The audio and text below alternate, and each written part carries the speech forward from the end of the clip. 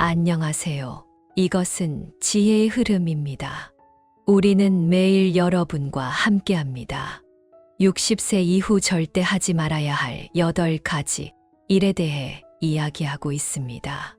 특히 7번째는 놀라운 이유로 주목할 가치가 있습니다. 나이 60에 이르러 순응한다는 옛말처럼 중년과 노년의 삶은 더 이상 일상 속 소소한 것들만으로 채워지지 않습니다. 내면의 평온과 지혜가 더욱 필요해지는 시기입니다. 오늘은 한 어르신이 스스로에게 쓴 편지를 공유하려 합니다. 간결한 언어로 중노년의 삶의 진리를 담고 있으며 집안 이야기를 통해 마음을 울리는 메시지를 전하고 있습니다. 한 줄 한 줄 모두 가슴에 와 닿는 이 편지의 내용을 끝까지 들어주시길 바랍니다. 각 조언은 단순하고도 구체적이며 모든 중노년 친구에게 큰 도움이 될 것입니다. 첫째, 과거에 얽매이지 마세요. 우리 세대는 어린 시절과 청년기에 많은 어려움을 겪었지만 이제는 생활이 점점 나아지고 있습니다. 여유 있는 돈과 시간으로 좋아하는 일을 할 수 있게 되었습니다. 그렇기에 중노년 친구 여러분, 과거의 회상에 지나치게 몰두하지 말고 앞을 향해 나아가세요. 인생의 황금기인 20년을 소중히 여기고 현재의 행복에 집중해 매일의 아름다운 순간을 즐기며 시간을 의미 있는 활동에 투자하세요. 둘째, 화를 멀리하세요. 젊었을 때는 우리도 다소 성격이 있었고 특히 자녀가 말을 듣지 않을 때 더욱 그랬습니다. 이제 자녀들은 성장해 스스로의 생각을 가지게 되었습니다.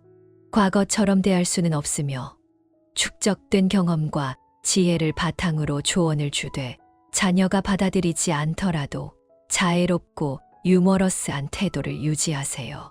화를 내는 것은 자신의 건강뿐만 아니라 가족의 화합에도 악영향을 미칩니다. 평온한 마음을 유지하며 유머와 이해로 갈등을 해결하면 자신도 기분이 좋아지고 가정도 더 따뜻해질 것입니다. 셋째, 불평을 줄이세요. 속담에 이르길 집집마다 어려운 사정이 있다라고 합니다. 누구나 고민은 있으며 때로는 다른 사람에게 토로하고 싶을 때도 있습니다. 이는 이해할 수 있는 일이지만 불평의 빈도에 유의하세요. 반복되는 불평은 부정적인 에너지를 전달할 수 있습니다. 감사하고 만족할 줄 아는 법을 배우고 문제를 볼 때는 긍정적인 시각을 가지세요. 불평은 문제를 해결하지 않으며 자신과 주변 사람의 기분을 나쁘게 할 뿐입니다. 건설적인 방법으로 어려움과 도전에 맞서세요. 넷째, 외로움에 빠지지 마세요.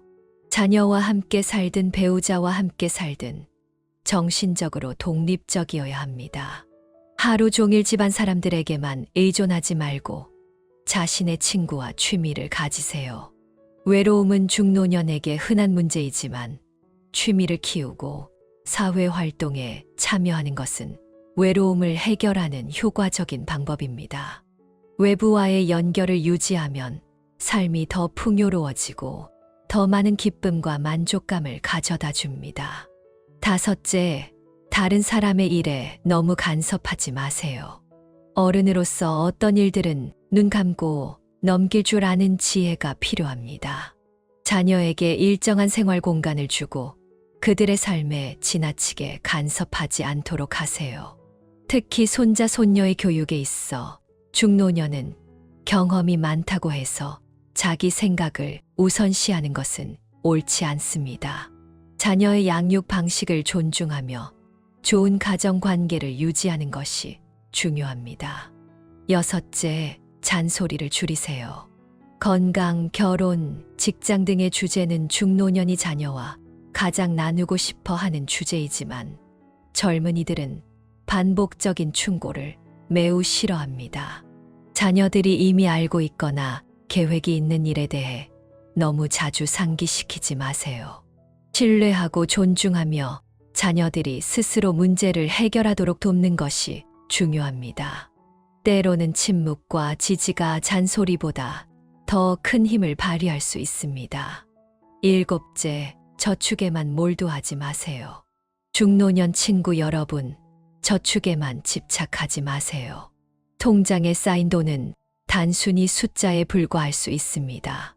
한 평생 열심히 일해왔으니 이제는 자신에게 더 잘 대해 주세요. 옷 한 벌이 얼마인지, 채소 한 포기가 얼마인지에 너무 신경 쓰지 말고 돈을 써야만 비로소 자신의 것이 됩니다. 쌓아둔 돈은 그저 유산에 불과할 수 있습니다. 삶에서 자신에게 투자하는 것을 아끼지 마세요. 현재의 삶을 즐기고 저축을 통해 자신의 소망과 필요를 실현하며 노년의 삶을 더욱 풍요롭고 다채롭게 만드세요. 여덟째, 시간을 낭비하지 마세요. 세월은 유수와 같고 어느덧 우리 모두 중노년의 나이에 접어들었습니다. 시간은 사람을 기다리지 않으니 하고 싶은 것이 있으면 하세요. 원하는 것이 있으면 사세요. 먹고 싶은 것이 있으면 드세요. 나중에 하겠다. 시간이 생기면 하겠다. 며칠 후에 하겠다라는 말은 이제 그만두세요. 우리는 시간을 기다릴 수 있지만 시간은 우리를 기다리지 않습니다. 더 이상 스스로를 소홀히 대하지 마세요. 맺은 말로 중노년의 삶의 질은 물질적인 풍요로움뿐만 아니라 내면의 부유함에 달려 있습니다. 이 노인의 편지는 간결한 언어로 인생의 지혜와 진리를 담아내고 있습니다. 과거의 짐을 내려놓고 현재의 매 순간을 소중히 여기며 미래를 긍정적이고 낙관적인 마음으로 맞이하는 법을 배우세요. 우리 함께 노력하여 평범한 날들 속에서 특별한 삶을 살아갑시다. 노인들에게 드리고 싶은 충고는 마작을 치지 않는 것이 좋다는 점입니다. 76살 된 한 노인이 말하길, 이 소일거리는 사람에게 큰 해를 끼친다고 합니다. 저는 올해 76살이며 성은 박입니다. 광주에서 태어났습니다. 은퇴 전에는 고위 관리였기 때문에 제 연금은 매우 높고 매달 100만 원을 받을 수 있습니다. 또한 저는 연금 외에도 약 120평의 집과 약간의 저축을 가지고 있어 생활이 매우 좋습니다. 부족한 것이 없습니다. 제 배우자도 은퇴한 노인이며 비록 그의 연금은 저보다 적어 한 달에 40만 원밖에 되지 않지만 그래도 충분히 사용하고 있습니다. 우리의 연금을 합치면 100만 원 이상이 되기 때문에 원하는 대로 살아갈 수 있습니다. 자녀가 둘 있으며 지금은 모두 가정을 이루고 성공적으로 자리 잡았습니다. 손자들도 모두 성장하여 명절마다 두 노인을 찾아오곤 합니다. 이 덕분에 제 노년의 삶이 매우 행복하다고 느끼고 있습니다. 은퇴한 이후로 우리는 은퇴 후의 꿈을 실현하고자 노력했습니다. 평소에는 배우자와 함께 사교 댄스를 추러 가거나 여행을 다녔습니다. 지난 몇 년 동안 우리는 많은 곳을 여행하고 많은 맛있는 음식을 먹어보았습니다. 솔직히 말해 우리처럼 자유롭게 노년을 보내는 사람은 매우 드물다고 생각합니다. 현실 생활에서 저와 같은 연금을 가진 사람도 없고 저처럼 자유로운 사람도 없으니 많은 사람들이 저희를 부러워하며 행복한 노인이라고 말합니다. 그러나 시간이 흐르면서 나이가 들어감에 따라 건강이 많이 약해졌습니다. 병원에 검진을 받으러 갔을 때 의사는 우리에게 멀리 돌아다니지 말라고 조언했습니다. 특히 멀리 있는 곳은 피하라고 했습니다. 나이가 들어서 언제든지 예기치 못한 일이 발생할 수 있으니 집에 머무는 것이 좋다고 했습니다. 이 말을 들은 이후 저와 배우자는 여행을 가지 않게 되었습니다. 비록 아쉽긴 하지만 그동안 이미 많은 곳을 다녀왔기 때문에 더 이상 후회는 없습니다. 집에서 편안히 지내기 위해 저는 배우자와 매일 서로를 돌보며 생활하고 있습니다. 무료할 때는 함께 광장춤을 추거나 함께 체스를 둡니다. 처음에는 이런 생활 방식을 계속 유지할 수 있을 거라 생각했지만 시간이 지날수록 점점 흥미가 떨어지기 시작했습니다. 아마도 매일 집에만 있으니 지루함을 느끼게 되었지만 멀리 여행을 가는 것도 위험할까봐 걱정되어 매일 집에만 있을 수밖에 없었습니다. 그러다가 저는 좋은 소일거리를 떠올렸는데 그것이 바로 마작을 치러 가는 것이었습니다. 젊었을 때 저는 마작을 아주 좋아했습니다. 특히 결혼하기 전에는 휴일마다 마작방에 가서 하루 종일 마작을 치곤 했습니다. 마작을 칠 때마다 항상 많은 돈을 따곤 했고 운도 좋았습니다. 결혼 후에는 마작을 치지 않았습니다. 스트레스가 많고 일이 바빴기 때문에 시간도 나지 않았습니다. 그러나 노년이 된 후 저는 다시 마작을 통해 시간을 보내고 싶다는 생각이 들었습니다. 그래서 별다른 고민 없이 근처 마작방으로 가서 마작을 치기 시작했습니다. 한 번 친 이후 저는 마작에 중독되고 말았습니다. 그날 1,000에서 2,000원 정도를 땄는데 오랜만에 마작을 쳤지만 여전히 능숙하게 잘 쳤기 때문에 더 빠져들었습니다. 그 후로는 매일 마작방에 가게 되었습니다. 제 배우자는 제가 매일 마작방에 가는 것을 보고 마작을 치지 말라고 설득했습니다. 비록 시간이 잘 가는 방식이지만 그 위험이 크고 매번 돈을 따는 것도 아니기 때문에 가지 않는 것이 좋다고 했습니다. 그러나 저는 전혀 듣지 않았습니다. 힘들게 찾은 소일거리를 쉽게 포기할 수 없었기 때문입니다. 제 배우자는 제가 이렇게 고집스럽게 마작을 하러 다니는 것을 보고 마음속으로 크게 실망했습니다. 자주 그 일로 저와 다투었지만 저는 전혀 개의치 않았습니다. 때로는 배우자가 제 일에 간섭하는 것처럼 느껴져서 그를 나무라기도 했습니다. 예전에는 거의 배우자에게 대들지 않았지만 마작에 중독된 이후로는 배우자에게 항상 짜증을 냈고 태도도 나빠졌습니다. 배우자가 무슨 말을 하면 저는 곧바로 말다툼을 벌였습니다.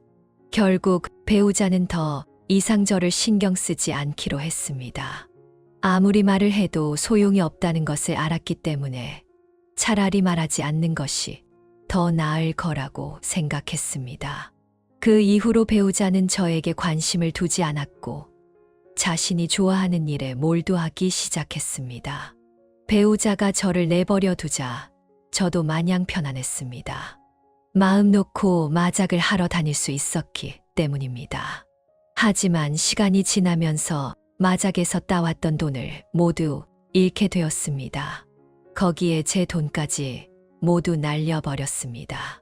돈을 잃고 나서 저는 화가 났고 잃은 돈을 되찾기 위해 점점 더 무리하게 돈을 걸었습니다. 그 결과 돈을 되찾기는커녕 더 큰 금액을 잃어버렸고 결국 모든 저축과 연금을 다 탕진하고 말았습니다. 그러나 저는 그때조차도 현실을 깨닫지 못하고 잃어버린 돈을 되찾을 수 있을 것이라는 신락 같은 희망을 품고 있었습니다. 그렇게 저는 배우자의 저축까지 훔쳐서 도박에 쏟아부었지만 결국 그것마저 모두 잃고 막대한 빚까지 지게 되었습니다. 나중에 배우자도 이 사실을 알게 되었고 너무 화가 나서 결국 병이 나고 말았습니다. 원래도 건강이 좋지 않았던 배우자는 제가 계속해서 그를 괴롭힌 탓에 점점 더 건강이 나빠졌습니다. 병이 난 후에도 치료받을 돈이 없었습니다. 제가 모든 돈을 도박으로 날려버렸기 때문입니다. 우리 둘 다 연금을 받기는 했지만 빚을 갚기에도 모자랐고 치료비로는 턱없이 부족했습니다. 그때서야 저는 스스로의 잘못을 깨달았고 다시는 마작을 하지 않겠다고 다짐했습니다. 배우자의 병을 치료하기 위해 저는 자녀들에게 돈을 요청할 수밖에 없었습니다. 하지만 자녀들은 제가 모든 돈을 도박으로 탕진했다는 사실을 알자 매우 화를 냈습니다. 저를 크게 꾸짖은 뒤에야 겨우 배우자의 치료비를 부탁할 수 있었습니다. 그러나 자녀들은 저를 믿지 않고 제가 돈을 속여 가로챌 것이라고 의심하여 결국 돈을 주지 않았습니다. 그로 인해 배우자는 결국 수술 기회를 놓쳐 사망하게 되었습니다. 그때 저는 매우 슬펐고 제 도박 중독이 배우자를 해치고 결국 자신까지 불행하게 만들었다는 사실을 뼈저리게 깨달았습니다.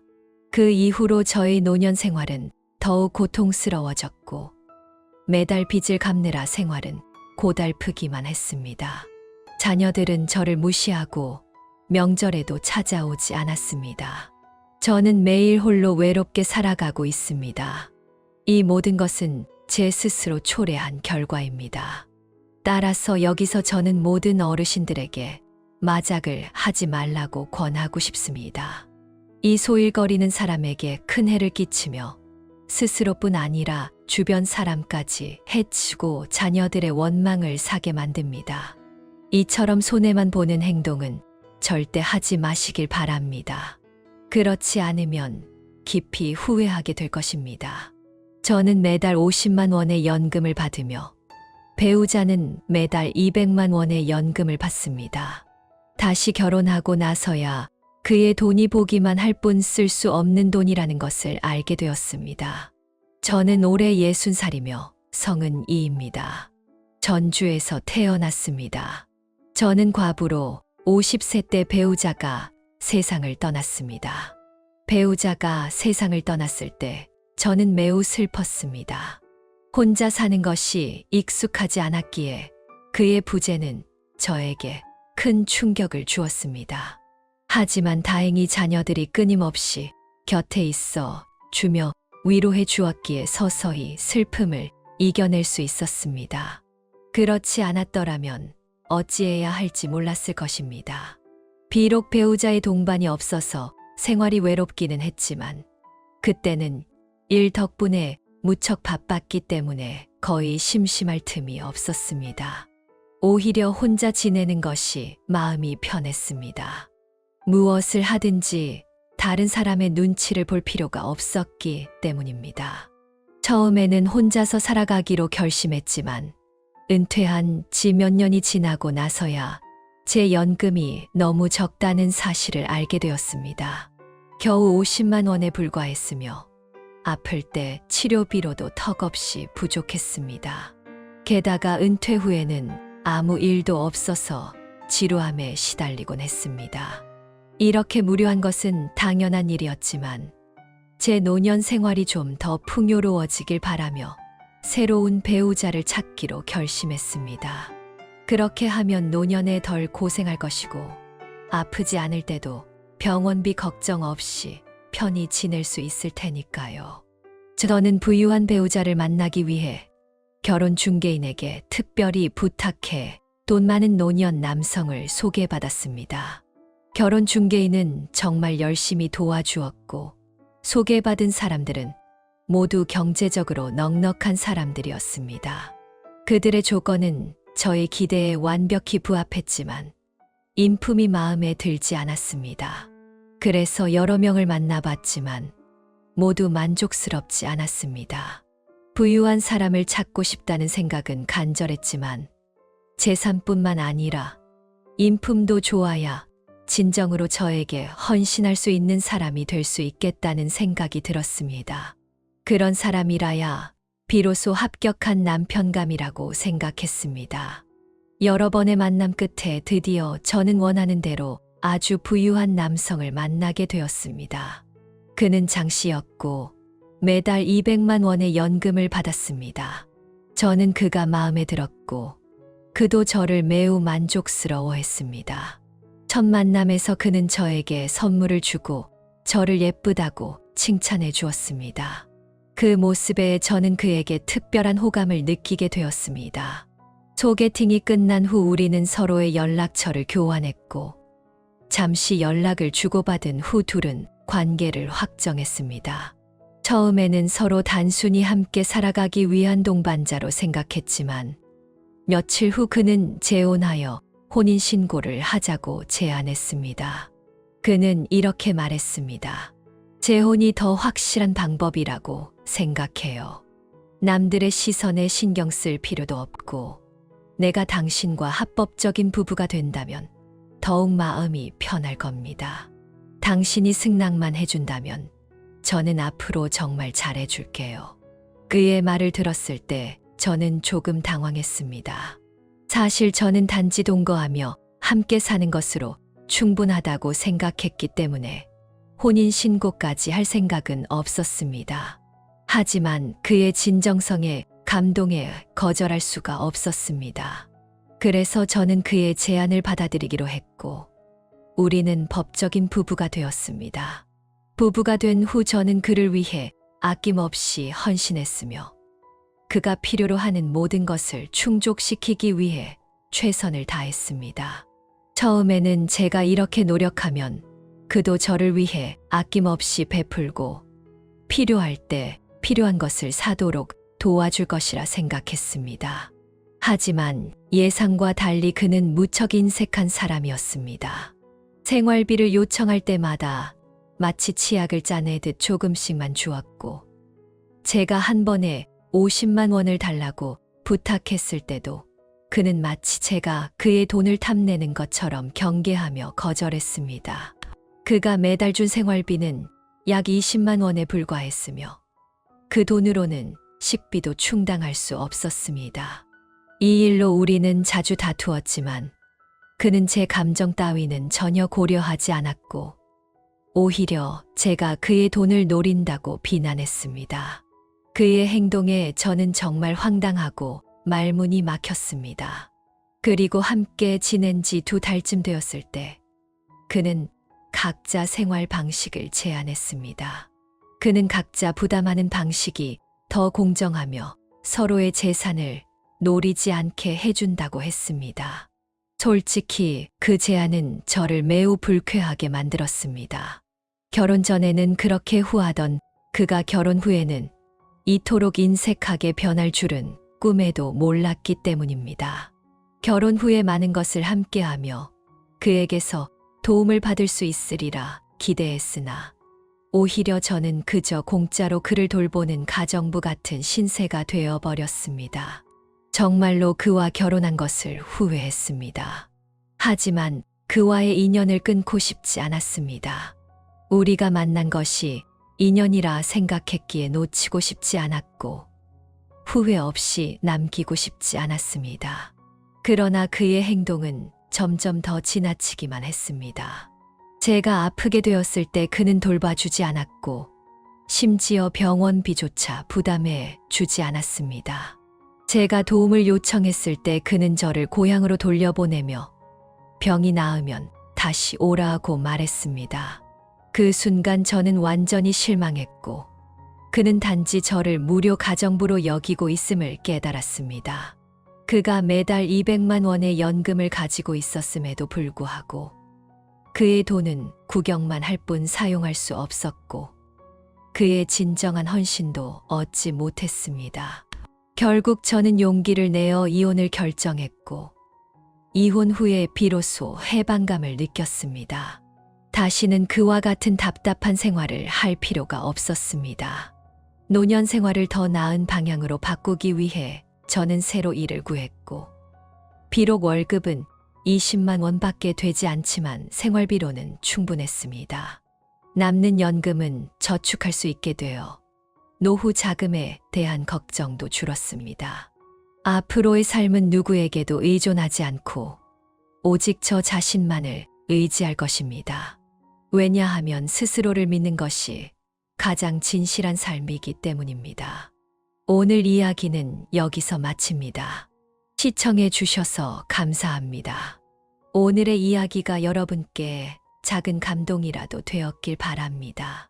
아직 구독하지 않으신 분들은 구독 버튼을 눌러주세요. 저희는 매일 여러분과 함께 할 것입니다. 함께 성장하고 함께 행복해지며 함께 천천히 나이를 먹어갑시다.